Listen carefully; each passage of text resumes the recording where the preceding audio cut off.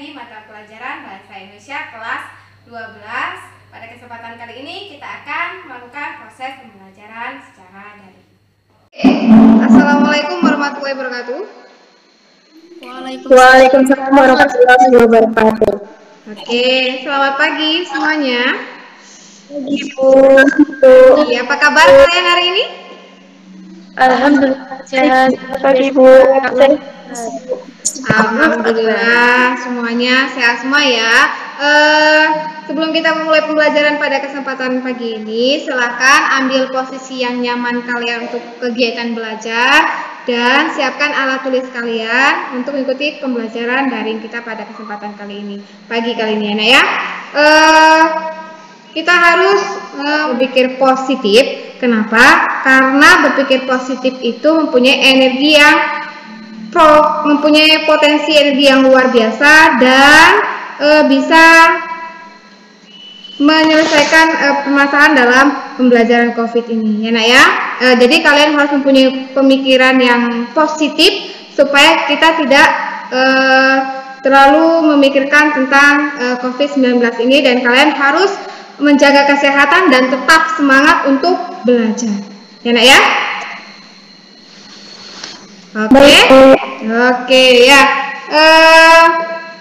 Untuk memulai pembelajaran pada kesempatan pagi hari ini, terlebih dahulu kita membaca doa supaya apa yang kita pelajari kita bisa terap dalam hati dan kita bisa lakukan dalam kehidupan sehari-hari. Ibu mohon Aliyatun untuk memimpin doanya, nak. Baik, sebelum kita memulai pelajaran pada pagi hari ini, alangkah baiknya kita berdoa menurut agama dan kepercayaan masing-masing. Kita dalam hati mulai.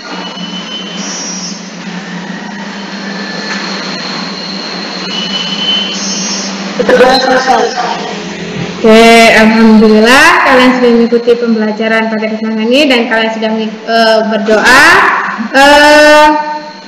Silakan nanti kalian masuk ke dalam Google Classroom. Kalian harus mengisi daftar hadir kalian untuk kegiatan pagi hari ini. Lalu tadi sudah Ibu kirimkan link untuk masuk ke dalam Google Meet, ya nak ya.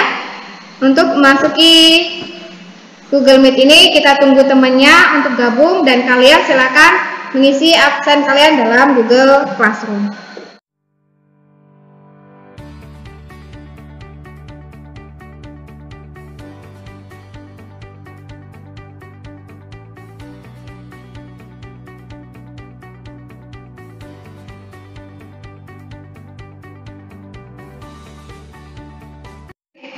Oke, kangen sekolah, nak? Kangen, Bu, kangen banget. Oke, kangen ya, kangen sekolah tentunya.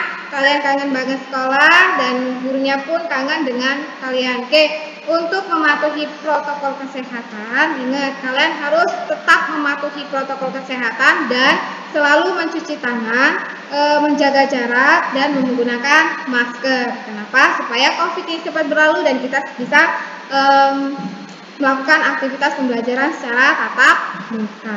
Ya nak ya? Baik, Bu. Ya, minggu lalu kita sudah belajar tentang apa, nak? Ada yang ingat?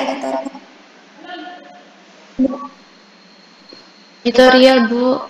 Oke ya, tentang tes editorial. Oke, selain tes editorial ada lagi?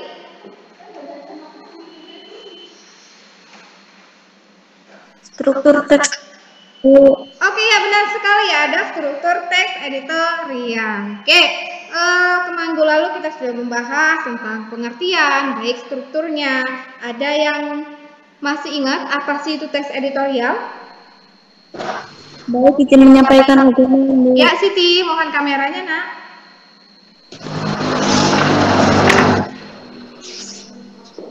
Ya, silakan. Jadi, teks editorial adalah pendapat yang disampaikan melalui teks. Ini berisi analisis subjektif berdasarkan fakta dan data. Teks editorial kabar, media, teks editorial media biasanya juga disebut tajuk rencana. Makasih, Bu. Oke, terima kasih Siti. Ada lagi yang menyampaikan argumennya? Silakan nak Baik, terkait Bu. dengan teks editorial. Oke, Rahma ya? Ya. Ya Bu, baik, Ya. izin menyampaikan argumen Bu mengenai teks editorial. Teks editorial adalah tulisan yang ditulis oleh seorang penulis melalui suatu media yang berisikan isu atau berita hangat yang masih diperbincangkan oleh masyarakat umum Bu. Cukup. Terima kasih Bu. Oke, terima kasih Rahma. Ada lagi yang menyampaikan pengertian dari teks editorial? Ya? Ya, silakan. Izin menyampaikan Ya, silakan nak. pengertian dari teks editorial adalah permasalahan berkaitan dengan peristiwa yang sedang hangat dibicarakan. Oke ya, peristiwa yang sedang hangat dibicarakan atau lagi trending topik ya nak ya. Masih panas-panasnya terkait dengan isu-isu. Berarti kalau isu kita bisa ambil tentang politik, ekonomi, budaya atau terkait dengan pendidikan. Nah, itu terkait dengan pengertian dari teks editorial. Oke, sekarang kita lebih membahas mengenai tadi ada yang bertanya tentang struktur teks editorial atau terkait dalam struktur teks editorial itu masih ada yang ingat nak? Apa itu struktur, apa saja yang terdapat dalam struktur teks editorial? Aliatun, ya silakan. Ya. Menyampaikan argumen Bu. Struktur dan editorial itu yang pertama pengenalan isu, yang kedua penyampaian pendapat atau argumen, yang ketiga penegasan ulang. Oke, yang pertama ada pengenalan isu, penyampaian pendapat, dan penegasan ulang. Ada lagi yang ingin menyampaikan argumennya tentang struktur dari teks editorial? Ada. Yang pertama Pengenalan isu. Oke, pengenalan isu. Yang kedua Penyampaian pendapat atau argumen. penyampaian pendapat atau argumen. Ingat, penyampaian pendapat atau argumen disertai dengan opini dan fakta. Lalu yang ketiga ada penegasan ulang. Jadi ditegaskan kembali ya dalam teks editorial. Oke, lalu kemarin kita sudah membahas dalam teks editorial itu berkaitan dengan kalimat langsung dan tidak langsung. Bagaimana cara kita menganalisis kalimat langsung dan tidak langsung dalam sebuah teks editorial, nak? Izin menyampaikan argumen Bu. Oke ya, silakan Aliatun. Kalimat menganalisis kalimat langsung dan tidak langsung. Kalau kalimat langsung itu kalimat hasil kutipan dari seorang persis dari seperti yang dia katakan. Kalau kalimat tidak langsung itu kalimat yang mengutarakan kembali isi perkataan seorang tanpa mengulangi perkataan yang diucapkan sebelumnya. Cukup Bu. Oke, terima kasih Aliatun. Ada lagi yang ingin menyampaikan kalimat langsung dan tidak langsung dalam sebuah teks editorial? Oke, Siti menyampaikan argumennya nak terkait dengan kalimat langsung dan tidak langsung? Cukup Bu. Oke ya, cukup. Oke, kalimat langsung berarti dia dikutip dengan tanda petik, sedangkan kalimat tidak langsung berarti ulasan lagi dari kalimat yang sudah sebelumnya. Ini ya. Baik, kemarin kita sudah membahas mengenai teks editorial. Baik, di sini Ibu akan menyampaikan KD yang akan kita bahas, yaitu berkaitan dengan KD yang pertama. Menilai isi buku fiksi berupa simpulan cerita pendek dan kumpulan puisi yang sudah dibaca. Lalu yang kedua itu menyusun laporan hasil diskusi tentang suatu topik baik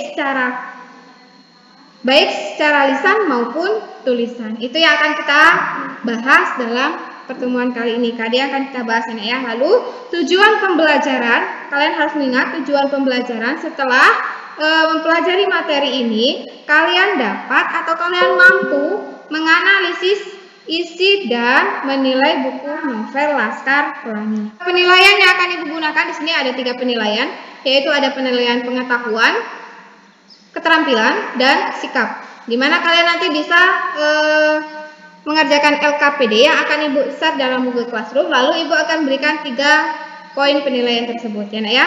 Minggu lalu kita sudah membagi kelompok ya nak? Sudah ya? Sudah Bu. Oke, Sudah Bu. Sudah? Oke, baik kalau sudah. Kemarin kita ada 3 kelompok. Jadi nanti setiap kelompok kalian harus eh, bergabung dengan kelompoknya. Jadi kalian gunakan bahasa-bahasa yang sopan ketika harus berkelompok ya nak ya. Baik, Bu. Oke. Pada kesempatan kali ini kita akan membahas tentang materi buku fiksi. Ada yang masih ingat buku fiksi? Masih, Bu. Masih, ya. Buku fiksi apa yang sudah kamu baca, nak? Novel, Bu. Novel. Tentang novel apa? Ini, Bu. Novel Terelie, Bu. Oke, novel Terelie, ya. Bisa kamu simpulkan apa isi dari novel Terelie? Dari novel Terelie yang saya baca itu, Bu, itu kan judulnya dari Sepotong Hati yang Baru. Itu gimana cara kita menumbuhkan semangat-semangat lagi setelah dipatahkan, seperti itu, Bu, intinya. Oke, ya. Terima kasih, Rahma.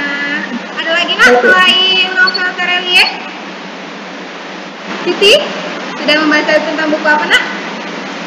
Laskar Pelangi, Bu. Oke, ya, tentang Laskar Pelangi. Bisa kamu sampaikan isi dari novel Laskar Pelangi nak? Jadi novel Laskar Pelangi ini berisikan tentang 10 anak yang ingin mengejar mimpinya gitu, Bu. Oke, ya. Terima kasih Siti. Oke, ada lagi yang sudah pernah membaca berkaitan dengan buku fiksi? Ya, Bu. Ya, kalian itu sudah membaca tentang buku fiksi apa aja nak? Tentang Laskar Pelangi, Bu. Oke, tentang Laskar Pelangi. Bisa kamu ceritakan bagaimana isi dari novel Laskar Pelangi? Izin menyampaikan argumen. Cerita dari buku Laskar Pelangi itu ceritakan tentang seorang anak yang ingin mengejar suatu pendidikan gitu. Bisa, Bu. Oke, ya. Terima kasih Alayatul. Ada lagi? Ada lagi yang ingin menyampaikan argumennya? Cukup, Bu. Oke, cukup ya. Oke, baik. Di sini kita akan membahas materi tentang buku fiksi dan non fiksi. Oke ya. Perbedaan dari buku fiksi dan non fiksi, ada yang tahu nak? Izin menyampaikan argumen, Bu. Oke, ya, silakan. Kalau buku fiksi itu menggunakan gaya bahasa sehari-hari, Bu. Dan berdasarkan ya isinya itu berdasarkan imajinasi dan atau khayalan pengarang tersebut. Oke ya. Oke. Kalau buku non fiksi menggunakan bahasa formal, Bu. Dan bentuk tulisannya itu ilmiah populer. Cukup, Bu. Oke, terima kasih Alayatun. Ada lagi yang bisa menceritakan antara buku fiksi dan non fiksi? Izin menyampaikan argumen, Bu. Ya, Siti, silakan. Jadi buku fiksi adalah sebuah prosa naratif yang sifatnya imajinatif, tapi karangan ilmiah dari penulis dan bukan berdasarkan kenyataan. Fiksi adalah tulisan yang isinya bukanlah imajinasi atau rekaan penulisannya. Dengan kata lain, tulisan fiksi adalah suatu karya seni yang sifatnya faktual atau berdasarkan kenyataan dan mengandung kebenaran di dalamnya. Oke, terima kasih Siti. Oke, baiklah. Di sini akan Ibu bahas perbedaan dari buku fiksi dan non fiksi ya, Naya. Buku fiksi itu berupa karya imajinasi yang disampaikan oleh seorang penulis. Dia bersifat naratif. Jadi buku fiksi itu dikatakan dia berupa sebuah tidak fakta. Jadi kalau dia buku non fiksi itu berkaitan dengan buku karya-karya ilmiah yang isinya fakta dan tidak boleh direkayasa. Jadi kalau buku fiksi itu dinyatakan bukan fakta. Jadi kalau buku non-fiksi dinyatakan sebagai buku yang fakta dan benar-benar terjadi. Ya, Nak ya? Baik, Bu.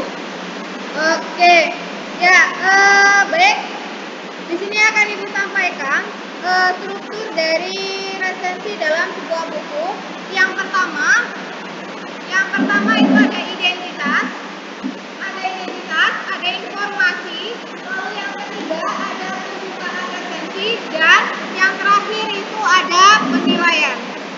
Jadi penilaian di sini ada dua, baik nanti yang kalian nilai itu ada kelebihan dan kekurangan dalam sebuah novel Laskar Pelangi. Ya, Nak ya? Baik, Bu. Oke. Yang kalian nilai dalam novel Laskar Pelangi. Baik.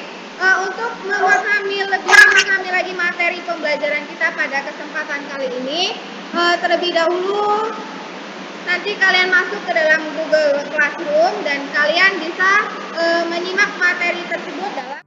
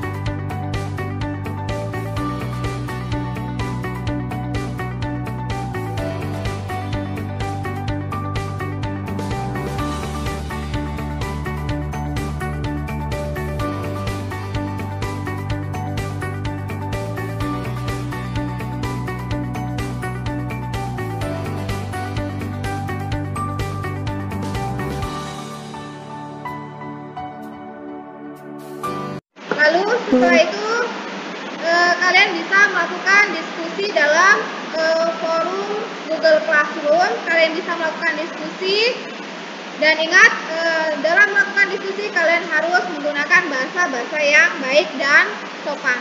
Nanti Ibu akan kirimkan link video berupa video dalam Google Classroom, lalu kalian bisa dapat berdiskusi dalam Google Classroom. Ya, Nak ya? Baik, Bu. Oke. Baik, Bu. Oke. Baik, silakan nanti berdiskusi dalam Google Classroom, dan untuk setelah berdiskusi kalian bisa menyampaikan hasil diskusinya baik kelompok 1, kelompok 2 maupun kelompok 3. Ya, Nak ya?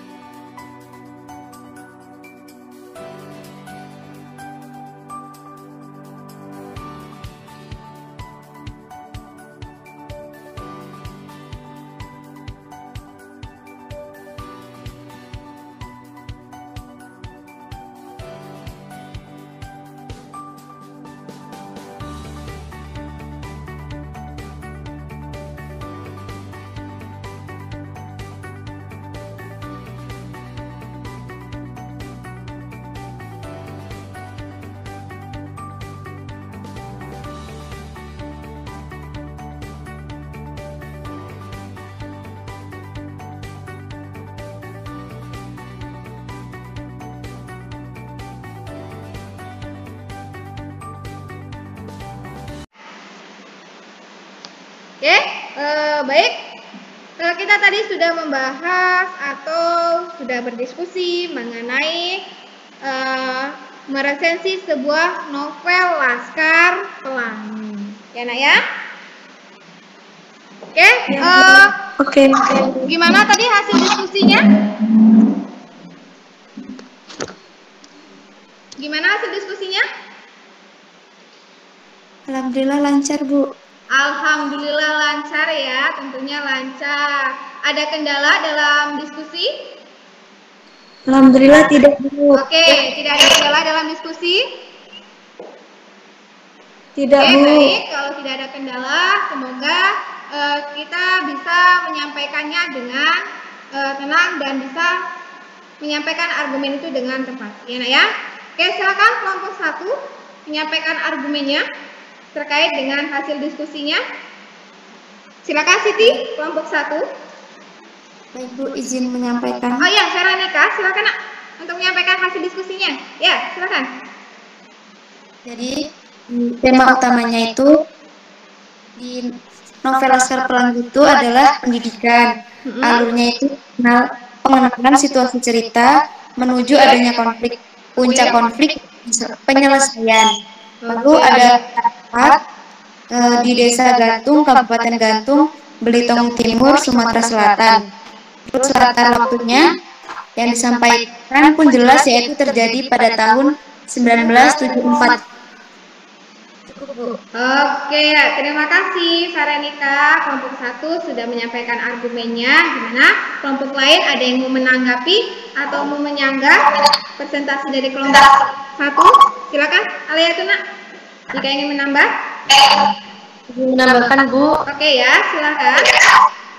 Hasil diskusi tadi mengenai kelebihan dan kekurangan dari novel Laskar Pelangi, Bu. Oke ya, silakan Alayatun. Kelebihannya itu cara menyampaikan ceritanya yang khas. Yang kedua, terdapat kritik sosial terhadap pemerintah tentang pendidikan khususnya daerah terpencil. Yang ketiga, menggambarkan persahabatan yang erat. Yang keempat, mengajarkan kita untuk selalu tabah. Yang kelima, terinspirasi dari masa kecil penulis.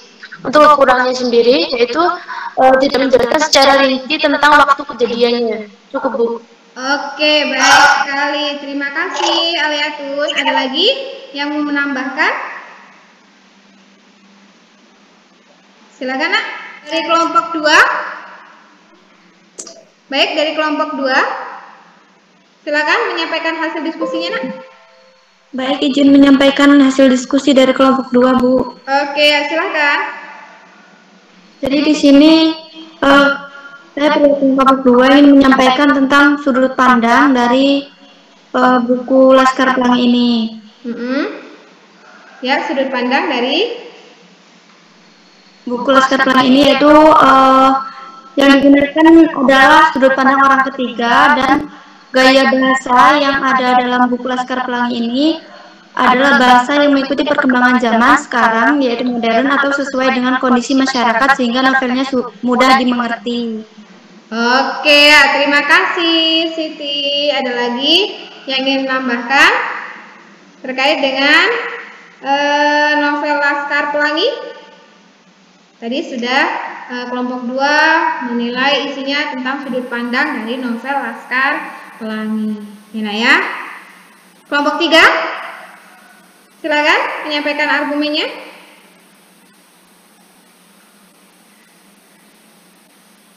Ya, kelompok 3, silakan.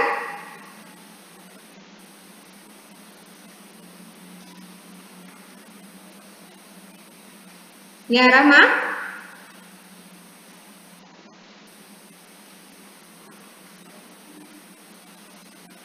Jadi di dalam novel itu ada 10 tokoh, diantaranya ada Ikal, ada Lintang, ada Sahara, ada Ohar, ada Kyong, ada Syahdan, ada Kucai, ada Boret alias Sampon, ada Terapain, dan ada Tunggu. Cukup, Bu. Oke, ya, terima kasih Rahma. Jadi ada 10 tokoh dalam novel Laskar Pelangi, ya, Nak ya. Oke, Ibu kesimpulin lagi. Jadi tadi mungkin kelompok kalian sudah membahas, baik isinya ada mungkin tadi yang membahas Veronica itu tentang kekurangan dan kelebihan dalam Laskar Pelangi, sudut pandang dari novel Laskar Pelangi. Terus ada tokoh yang terdapat dari novel Laskar Pelangi. Ya. Lalu bagaimana cara kita cara kita menyimpulkan amanat dalam novel Laskar Pelangi. Novel Laskar Pelangi. Ya, Rahma. Jadi amanat yang tadi diambil itu kita harus mampu menghargai kehidupan, terus menghargai pemberian apa yang sudah diciptakan oleh Tuhan atau Allah Subhanahu Wa Taala, dan tidak mudah menyerah dengan apapun yang sedang terjadi, Bu, untuk masa depan. Oke, ya, terima kasih, Rahma. Ada lagi, Nak? Amanat apa yang dapat kita ambil dari novel Laskar Pelangi? Atau baik, Bu, bagaimana amanatnya? Ya, silakan. Izin menyampaikan argumentasi. Jadi amanat yang dapat kita ambil yaitu jangan menganggap kritik suatu kemunduran atau serangan, tapi kalau kita dikritik buat cetak biru di pikiran kita. Kalau kritik itu pengorbanan dari seseorang yang mungkin telah mengorbankan rasa tidak enaknya kepada kita. Oke. Iya, terima kasih. Ya, oke. Ada lagi, Nak, yang ingin menyampaikan argumennya? Aliatun. Oke, Nak, silakan Aliatun. Ya. Amanat dari novel Laskar Pelangi itu sendiri, kita harus giat pun dalam di masa depan.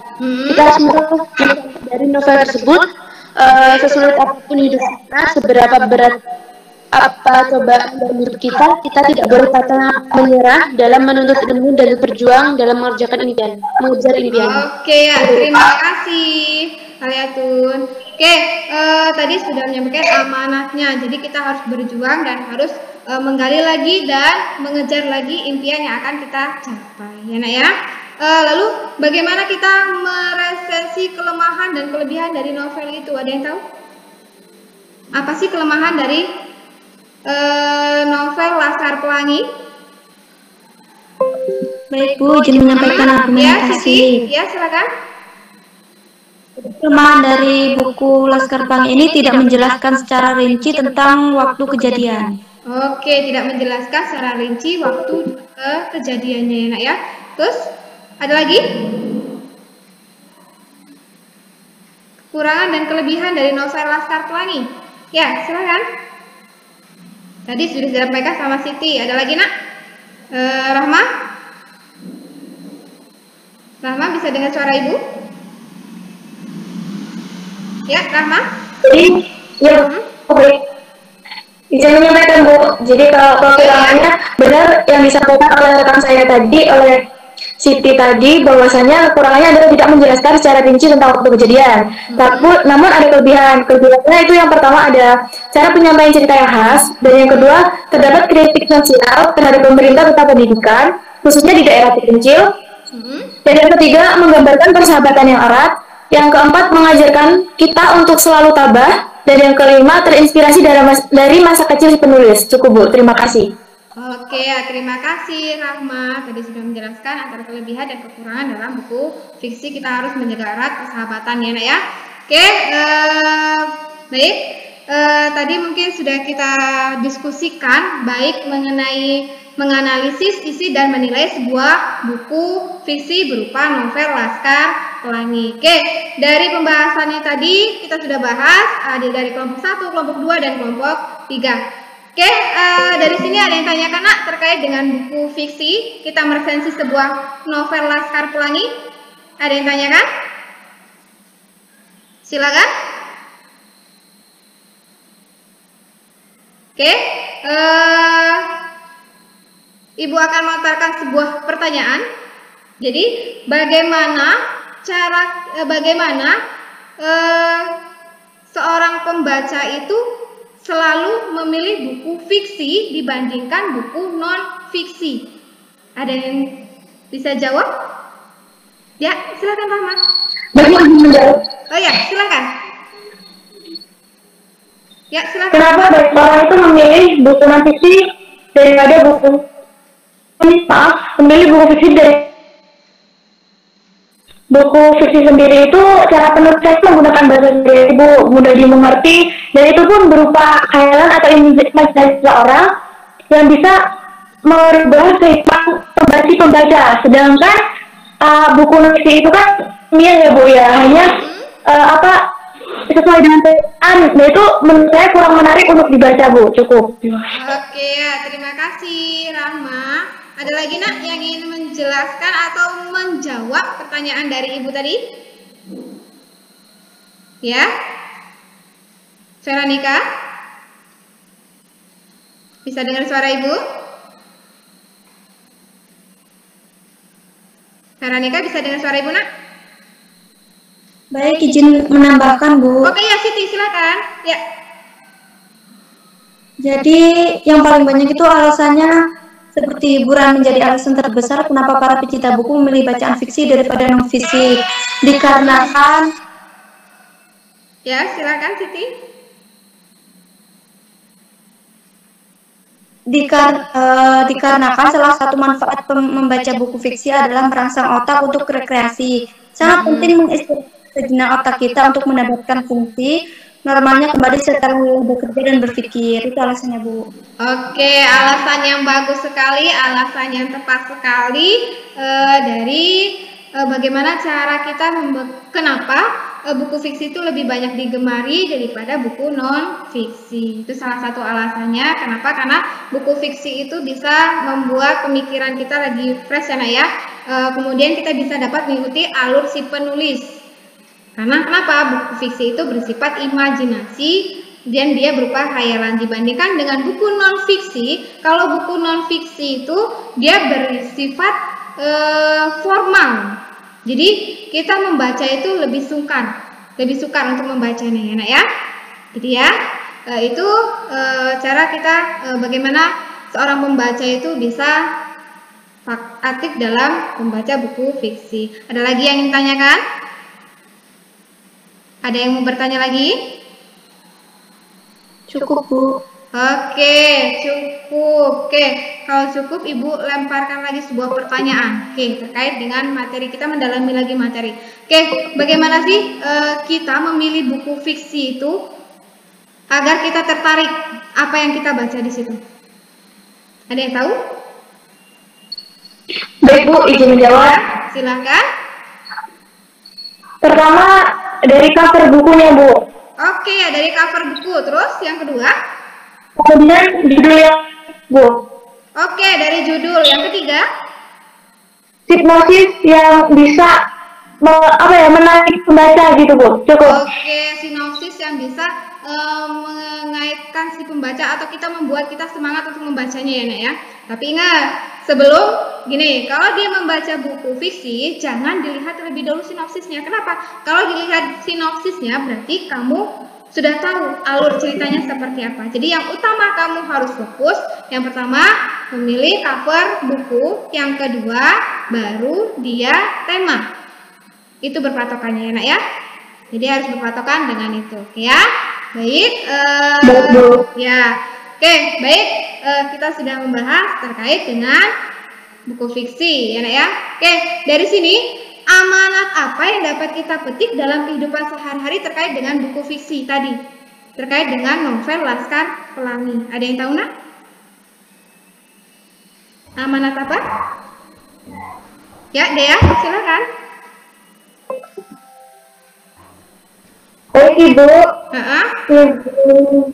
menjawab amanat yang dapat kita ambil dalam novel Laskar Pelangi itu sebaik-baiknya manusia dalam hidupnya adalah apabila ia menjadi manusia yang memberi manfaat bagi orang lain, bukan orang yang bisa mementingkan diri sendiri dan terlalu mencintai dirinya sendiri. Oke, terima kasih Dea.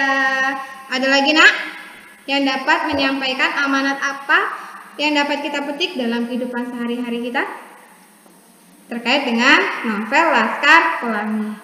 Ya, silakan Aliatun. Silakan Aliatun. Ya. Namanya yang dapat kita petik dari novel Laskar Pelangi yaitu kita sebagai manusia harus tetap berusaha dalam mencapai tujuan karena tidak ada yang tidak mungkin di dunia ini, Bu. Oke.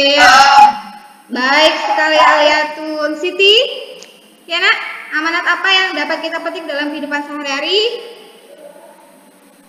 Baik Bu, izin menjawab. Jadi amanat dari novel Laskar Pelangi yang dapat kita petik dalam kehidupan sehari-hari yaitu kita harus giat tekun dalam belajar agar kelak sukses di masa depan.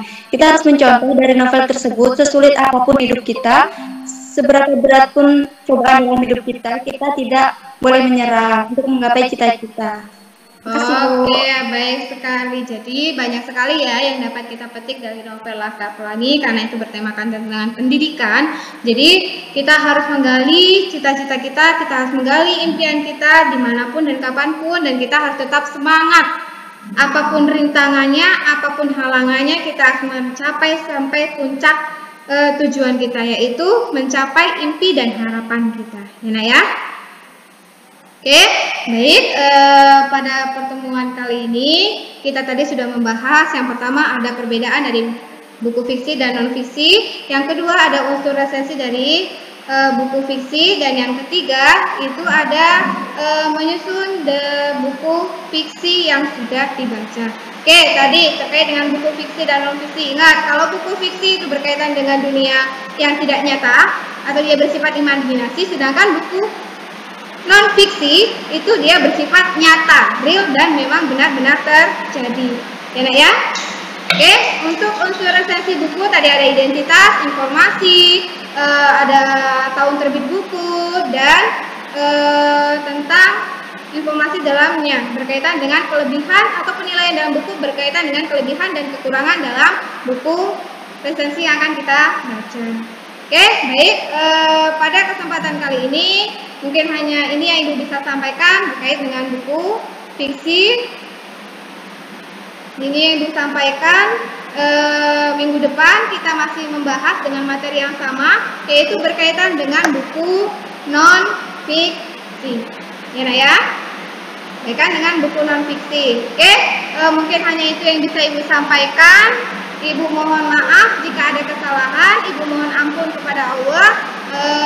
Sebelum kita menutup pembelajaran pada kesempatan kali ini, Ibu mohon kita berdoa supaya apa yang kita pelajari kita bisa terap dalam hati. Oke, Ibu minta Siti pimpin doanya, nak.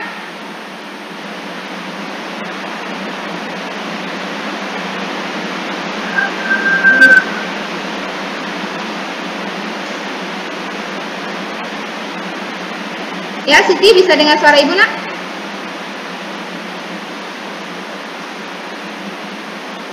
Oke, mungkin Siti terkendala dengan sinyal. Aliatun? Baik, sebelum kita mengakhiri pembelajaran pada pagi hari ini, alangkah baiknya kita berdoa menurut agama dan kepercayaan masing-masing. Berdoa dalam hati dimulai.